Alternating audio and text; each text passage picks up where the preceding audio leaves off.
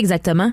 Le 20 juillet 1942, justement, on parlait de convoi. Une dizaine de bateaux voguent vers le golfe du Saint-Laurent et sont attaqués. Un bateau qui est torpillé, le Frederica Lanson. Et si l'histoire du Frederica Lanson m'intéresse particulièrement, c'est que ce navire l'épave a été apportée dans l'anse de Grande-Vallée, dans mon village où je suis né, et les gens en parlaient beaucoup. Donc, ce navire est torpillé par le U-132, sous-marin allemand, et il y a 4 gens qui vont décéder suite à l'attaque. Il va être frappé par 2 torpilles. La première, justement, va faire les décès, et la seconde, qui n'explosera pas. Ils vont rapatrier les corps qui vont être enterrés dans le cimetière de Grande-Vallée.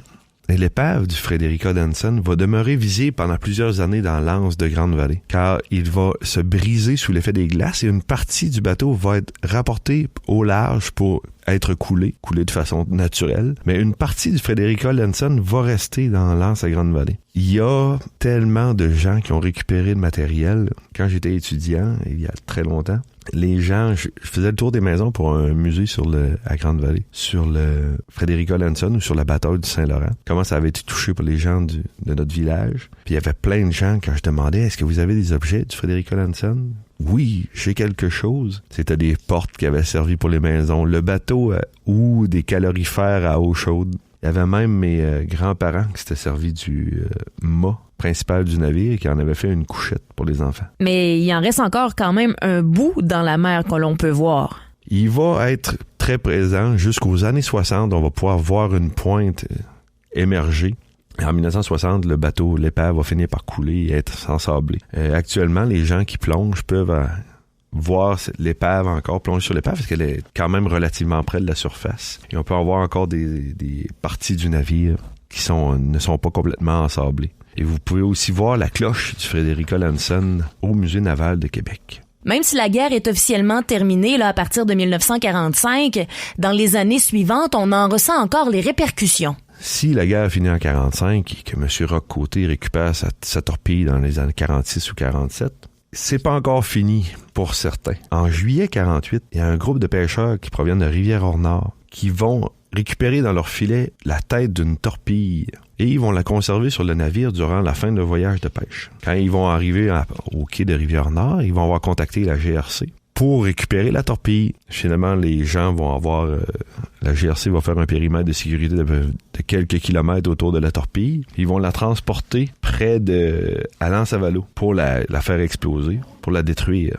Ouf, c'est dangereux quand même, ça. L'onde de choc est tellement forte que sur 22 kilomètres, les gens vont ressentir l'explosion.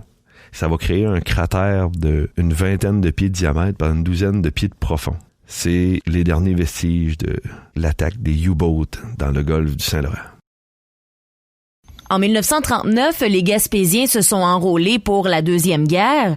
Ceux qui les ont vus partir n'auraient jamais pensé que la guerre allait être à leur porte 3 ans plus tard. C'est vraiment ça le point, c'est que beaucoup de gens, les Gaspésiens, vont aller marcher en sol européen, mais aussi les Européens, les adolescents qui faisaient partie des équipages de U-boats allemands, n'auraient jamais pensé, eux non plus, probablement 3 ans avant, qu'ils allaient voir la côte gaspésienne. Et selon la légende, certains soldats auraient même débarqué pour venir dans les soirées dansantes sur la côte gaspésienne. Malheureusement, on n'a pas trouvé de témoignage de ça. Mais avec tout ce qu'on a entendu, on peut se demander qu'est-ce qui serait arrivé si Gaspé était finalement tombé aux mains des Allemands. Le gouvernement Mackenzie King, comme on m'a mentionné précédemment, prônait la politique de la terre brûlée, c'est-à-dire que Gaspé aurait été détruit. Mais pire que ça, c'est l'embouchure du fleuve qui était... C'est pas tellement la Gaspésie.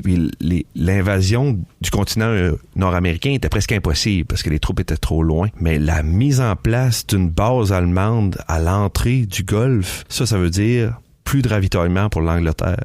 Et si on n'a plus de ravitaillement pour l'Angleterre, est-ce que l'Angleterre capitule? Et à ce moment-là, l'Allemagne nazie aurait contrôlé l'ensemble du territoire européen. Et là, ça aurait changé toute l'allure de la Deuxième Guerre mondiale.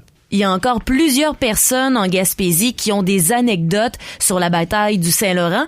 Mais qu'est-ce qui reste de cette bataille-là en Gaspésie aujourd'hui? Il y a des infrastructures physiques qui vont demeurer. On parle de Fort Péninsule, qui est préservé par Parc Canada, qui est une magnifique structure à aller voir, parce qu'on voit toute l'importance que l'armée a déployée pour malheureusement, les bâtiments qui, eux, sont autour du port de Sandy Beach, eux, ont été détruits. Il reste quelques vestiges, c'est un magnifique bunker, si jamais vous passez par là. Mais les gens, le souvenir des gens, quand ils racontent, ceux qui sont encore vivants, ou ceux que j'ai eu la chance d'entendre des témoignages qu'il était encore à l'époque, comment ces gens-là ont senti que la Gaspésie, à ce moment de la Deuxième Guerre mondiale, avait une incidence, le territoire et ce combat-là avait une incidence qui était beaucoup plus que régionale, beaucoup plus que nationale. C'était un rayonnement, un impact mondial que ça avait sur la Gaspésie. C'est ici que s'est joué une bonne partie de la bataille du Saint-Laurent.